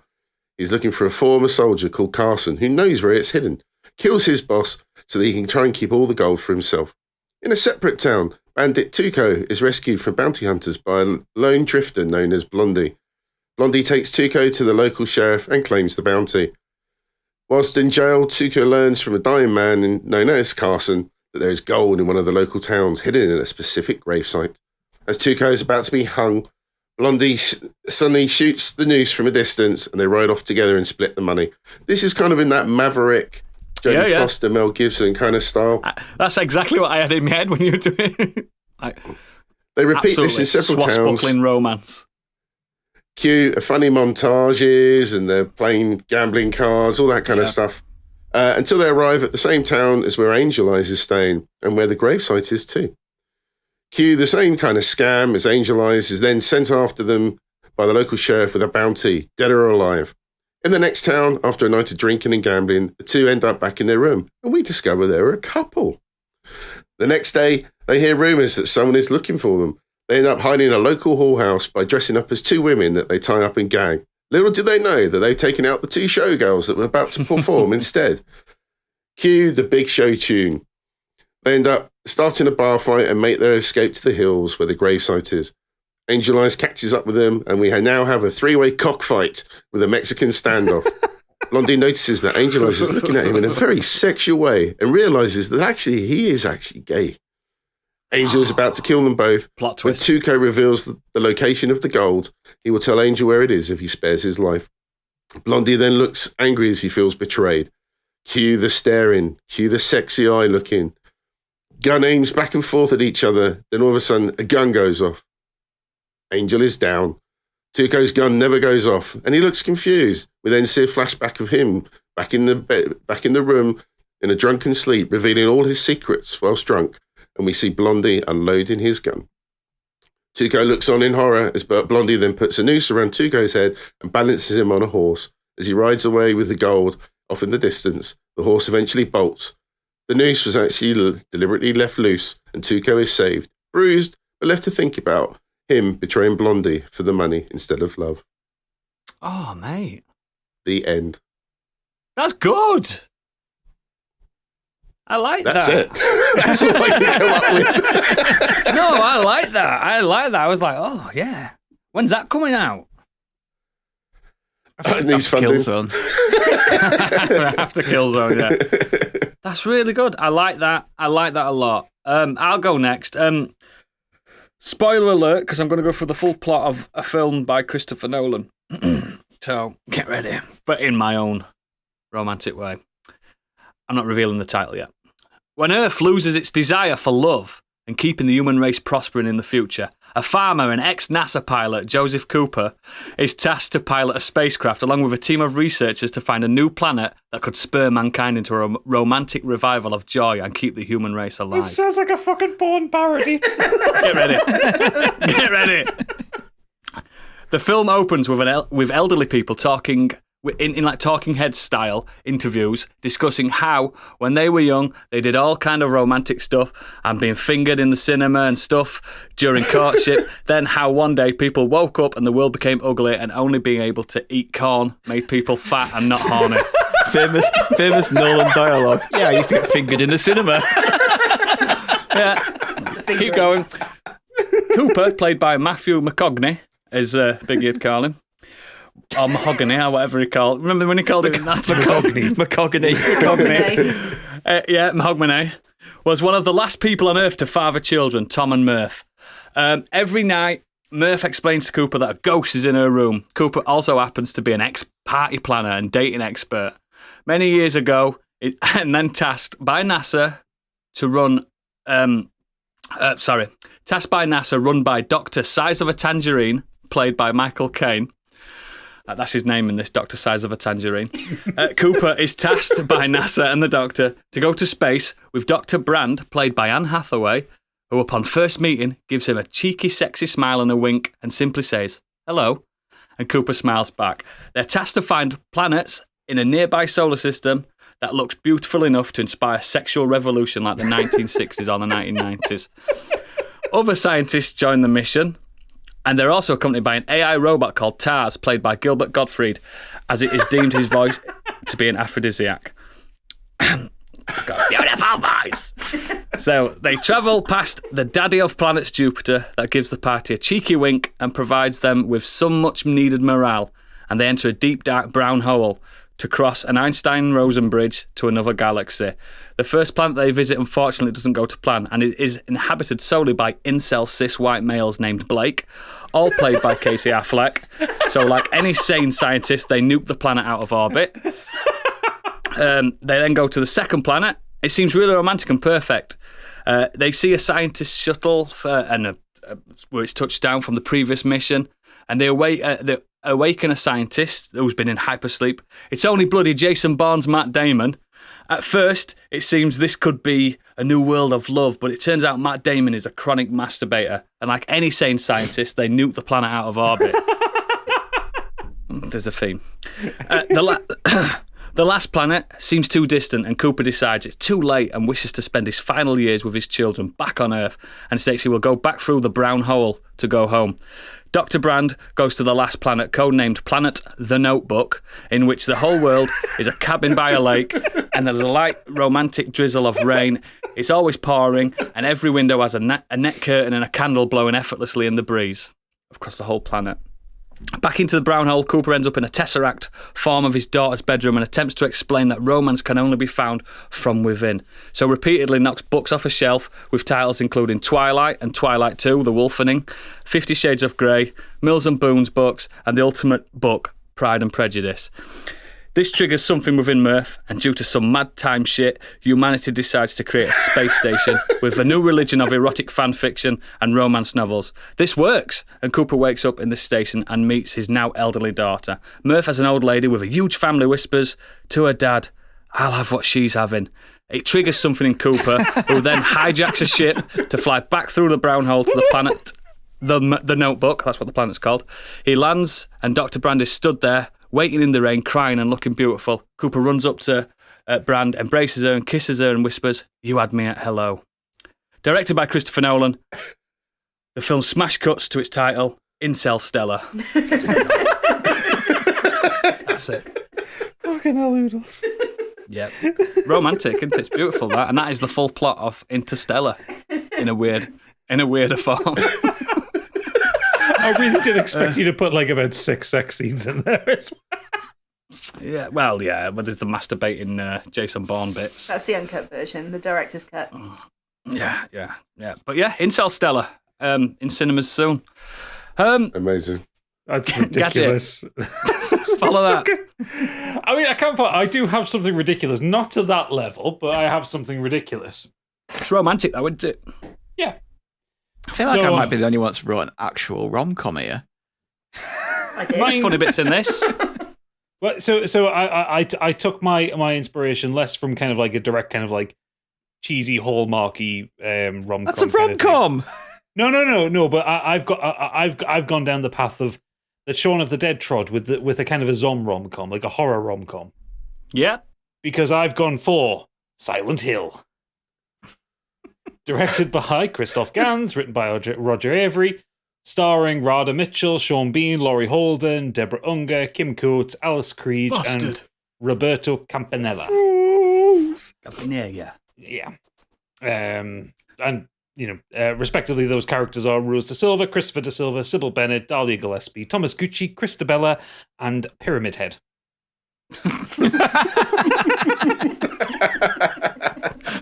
very romantic. So, Rose and Christopher are in a marriage counselling session as the film opens. Dr. Gucci listens to them bickering about minor annoyances and inconveniences. None of it's the kind of thing that would break up a relationship, but they're so fixated on their minor problems they can't see past them. He recommends they try a method of working together that's a little unusual, but he's heard really good things. And he hands them a leaflet for the escape park, Silent Hill. The leaflet says the town is a larger version of an escape room with a full town with actors to encourage them to work together. They begrudgingly go. They arrive at the welcome centre and Dahlia greets them from the front desk. She's cheery and charming and tells them the experience will start in the morning. And they'll be staying overnight at the hotel on the outskirts of the town. Then they'll be bussed into the starting zone in the morning. The hotel is nice and their rooms separately. Christopher is annoyed by the locked out adult channels. Rose has a luxurious bath.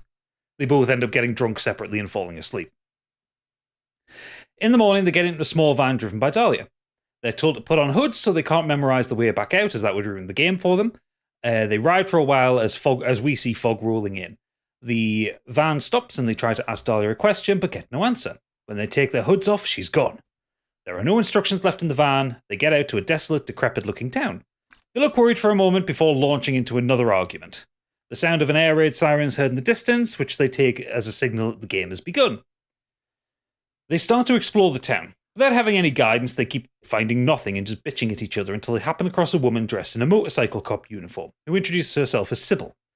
She tries to tell them that they're in danger, which Rose accepts with a wink. They think Sybil is one of the actors, but she keeps trying to tell them about strange going on and people disappearing. Christopher checks Sybil out, which Rose notices. They have a big fight, and she wanders off to cool off. Rose wanders down the street muttering to herself as she happens across a disfigured monster that's chittering in the street. She walks past it saying, "I don't have the fucking time for this." It attacks her, but she kicks it hard and reiterates that she's not in the mood for this. And then she says sorry to the actor and walks off, or to what she believes is the actor. Christopher wanders to a different street looking for Rose, where things dart around in the shadows. He happens upon the disembodied head of Dahlia. He's impressed at what he thinks is the quality of the special effects. He picks it up and even comments that it's a bit warm. He takes it with him to show Rose, knowing that she'll be impressed too. Christopher runs into Rose and shows her the head. She is impressed at it. Sybil appears and is horrified that they're carrying a human head. The siren blasts again, and from the darkness, Pyramid Head walks towards them. Rose makes a wolf whistle at his muscles. Sybil spots him and starts to shoot. He walks up to her, and have you guys seen the Silent Hill movie? Yes. Yeah. He walks up to her and he flays her alive, much like he does to that character in that film, where he just kind of grabs her and rips off the skin. Again, beautiful. Rose and Christopher are impressed at the special effects and have a moment trying to work out just how he did that. Pyramid Head walks up to them, picks up Christopher by the throat and throws him across the street, injuring him. At this point, they believe this might actually be real. Rose freaks out and runs to Christopher. She drags him up and helps him as they run away. They run to a church and happen upon Christabella and her coven preparing a ritual. She says that the theme park is built upon a nexus of power and she wishes to bring her lost loved ones back from the underworld. Rose says, "Fuck off, this is stupid." But then she spots that they have Dahlia's body on an altar. And we get reaction shots of Christopher and Rose as they are horrified by whatever Christabella is doing off screen to the body. So you've got like squelchy, horrible sound effects and then just go, all the time through it. Pyramid Head walks in with Sybil's body and carrying Dahlia's head. The couple run out and try to call the police, but no one answers. They then call Dr. Gucci and shout at him for sending them to a death trap, but he doesn't answer either, so they leave a very angry message on his phone. While they decide what to do, Pyramid Head gets the drop on them and grabs Christopher, dragging him kicking and screaming into the church. Rose tries to give chase, but Christabella scares her off, telling her that she can live. They only need one more soul for the ritual. Rose tries to run for help, but gets herself turned around. The fog is so thick that she can't work out where to go for help. As night falls, she decides she needs to rescue Christopher. She sneaks upon the church and peers through the window. He's tied to a crucifix with his shirt off, with a pentagram drawn on his chest. Nice. Potentially enjoying the experience. She sneaks in a service door and tries to creep up to the altar. While Christabella's back is turned, she runs to the crucifix and tries to untie her husband. They have hushed whispered apologies as she works at the knots. Christabella spots them and sets Pyramid Head on them. Rose panics and sets the church on fire by pushing over several candelabras. She then picks up something heavy and throws the pyramid, which hits him in the knee with a crack. He screams and falls to the floor. He shouts for help in a whiny human voice. He throws the metal pyramid off and shouts for help from Dahlia in a very camp tone. From the side room, Dahlia and Sybil appear with fire extinguishers and put the fire out. Rose and Christopher are confused, and it explains to them it was all in the brochure. Did they really think it was real? Didn't they get on better than before? They'd apologized and gotten past their problems with each other. Rose punches Dahlia square in the nose as they walk off as the fog recedes. They walk down the street as they discuss that it actually was really convincing. And that's how we end. I kind of like it. Ever hear is just whenever the word name Rose, this is Rose. I was trying to make it because it was like the Shaun of the Dead thing, but also I kind of wanted to play on that on game night where they don't believe that it's a real thing that's happening throughout most of it, but then kind of flip it around when it turns out it actually isn't a real thing. It's just a really well done thing. Not enough shagging in it for my liking. There isn't that much shagging in Silent Hill in general. There isn't any in Interstellar, but I mean, you get Laurie Holden in leather pants. What more do you want? Yeah, she's good.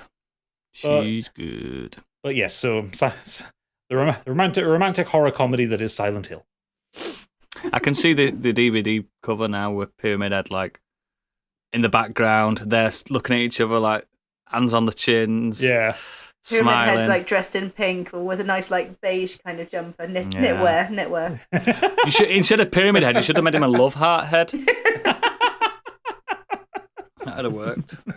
Cool. Stig. That's even finishes more off. frightening. Right. Okay. So this film takes place in New York, with two of the biggest ad agencies are based. One is run by a man called Victor Lazaro, played by Harv Presnell, and the other by Hollis Miller, played by CCH Pounder.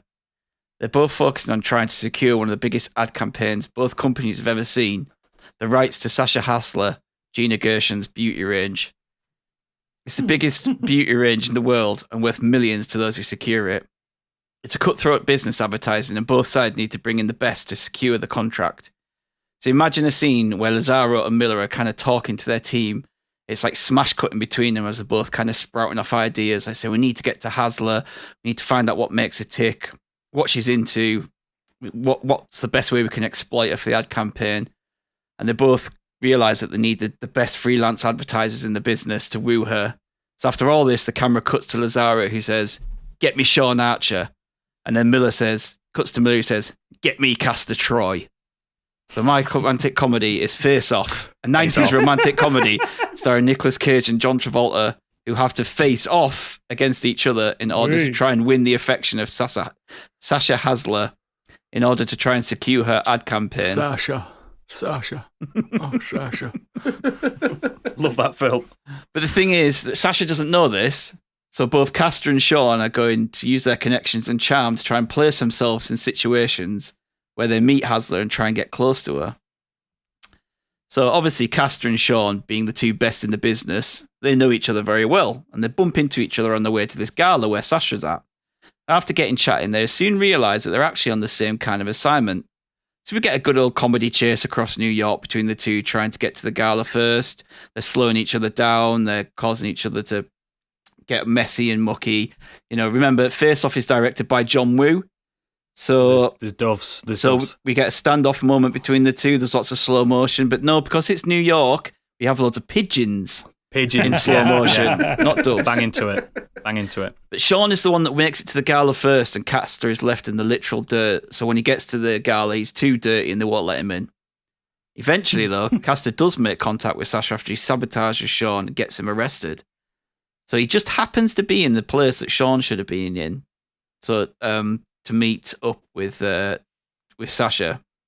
So we have a string of romantic comedy dates, but Castor and Sean keep trying to sabotage each other. All kind of stupid shit you'd see in these films, like, you know, one of them breaks into the other apartment and replaces his shampoo with hair dye and that kind of shit. Like they're just causing each other all kinds of problems where they can't make these dates, or the dates just go wrong.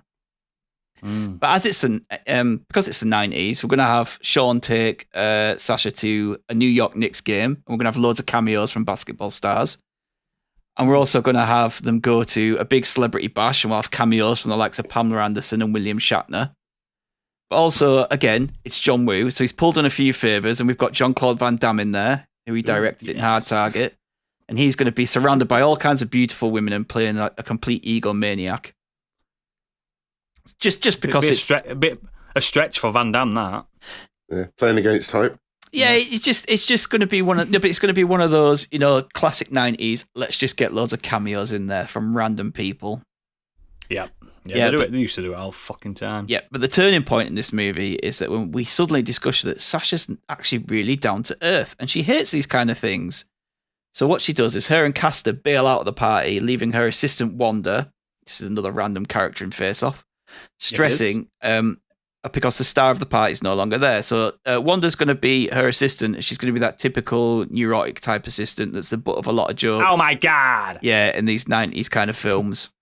So they eventually go around New York, they have a chat, they get to know each other, they let the hair down, they let the guard down, and then they start to reveal themselves about each other. And suddenly Castor has a change of heart and realizes that he's actually developing feelings for her. So between all the dates, we have some side stories with Pollux Troy, Castor's over-the-top gay brother. Remember, 90s, so plenty of gay stereotype tropes. Right. And, and Sean's teenage grunge daughter, Jamie, who both absolutely adore Sasha, and they actually get brought in on the plans to try and win Sasha grunge, over. So she's got a nose ring. Oh yeah, she's like pure 90s grunge teenager. Yeah.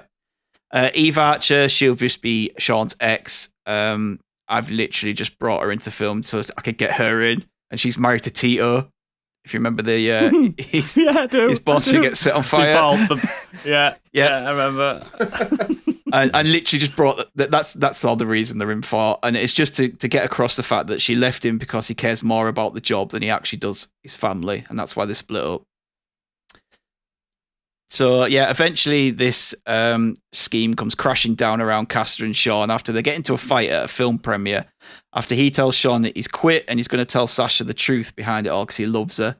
So Sean never really developed those feelings though, and he wants to just secure the contract. So they end up in a fight, which ends up at the feet of Sasha, who tells Castor to leave her alone and never speak to her again.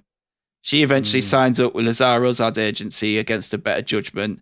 Sean tries to apologize to Sasha, but she slaps him as she leaves the boardroom. After a heart-to-heart with his daughter, Jamie, Sean knows what he has to do. Do you remember the ending of Face Off as he's walking to the house and you see this really weird slow motion of John Travolta's face passing the windows?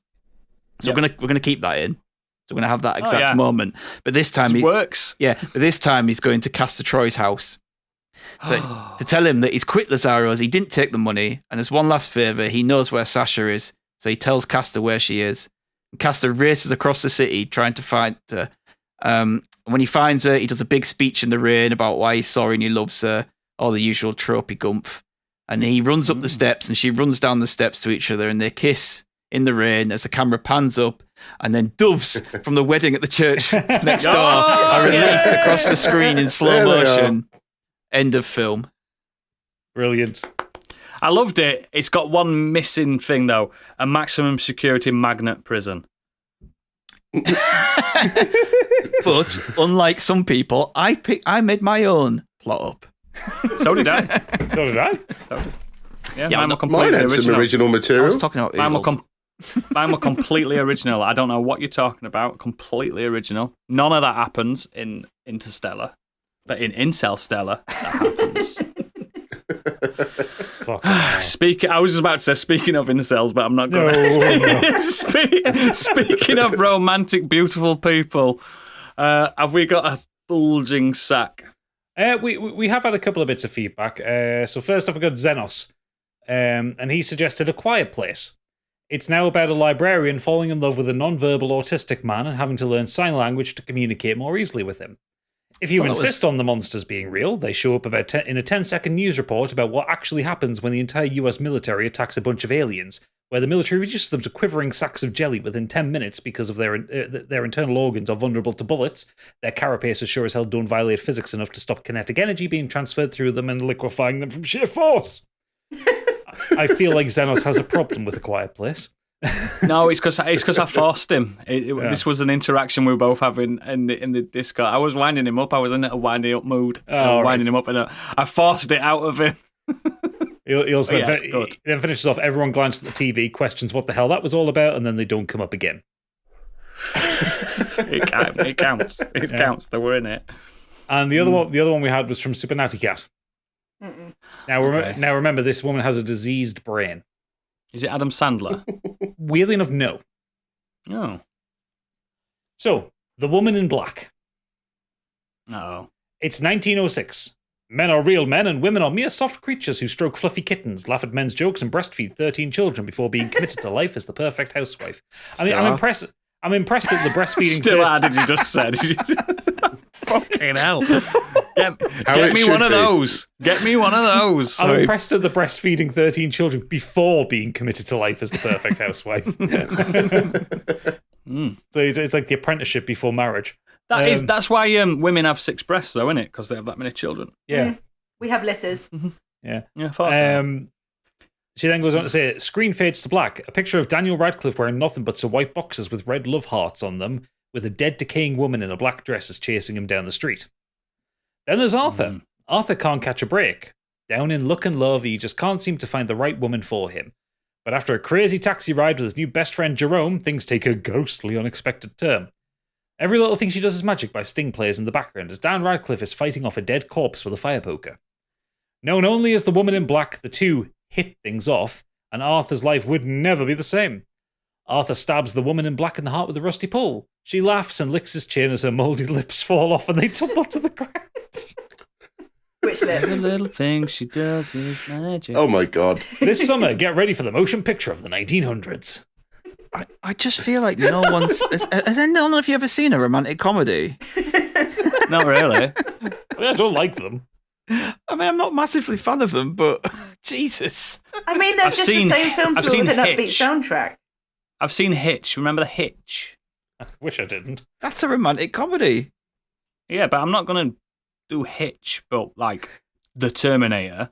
I've never seen a romantic comedy about a ghostly figure or people being nuked from orbit. You've not watched the right ones, that's why.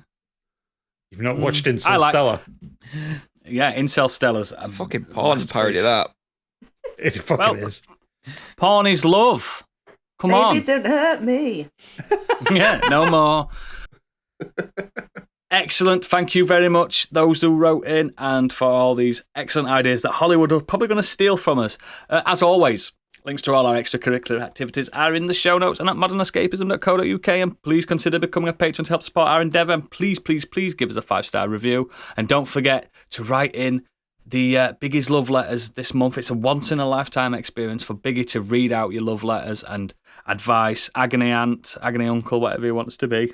This is the 1 month to do it. Next week, we are discussing and arguing on best couples in media, actual couples. Stig in our green room told me they have to be couples. You can't just say like we explained, snake and otacon. They are not actually an item. As much as I want that to happen, they've got to be a couple. So you can't fan fiction it, Oodles. No, it's got to be real couples in films, books, TV, games, anything. Bring your favourites. Like for whatever reason you want. It's going to be a nice little discussion on that. But this, for you non-patrons, is where the love stops. There's no more love that we can give you because you don't pay for our love. So it's the end of a podcast for you. For everyone else that is a patron, you do pay for our love, and we will reciprocate that with an extra segment in the green room. And a pegging. So, a bit. You're filthy in love month, you Stig. You're absolute filth. But yes, this has been a podcast, a lovely, lovely podcast. We'll see you next time. Good night. Bye.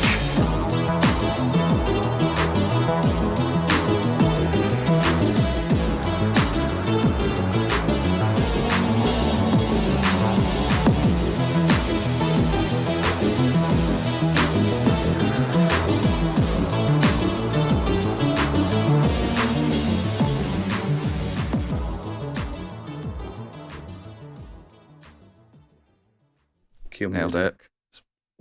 Thank you. It's the language of love, isn't it? I need to change my audio settings. You're coming through as French.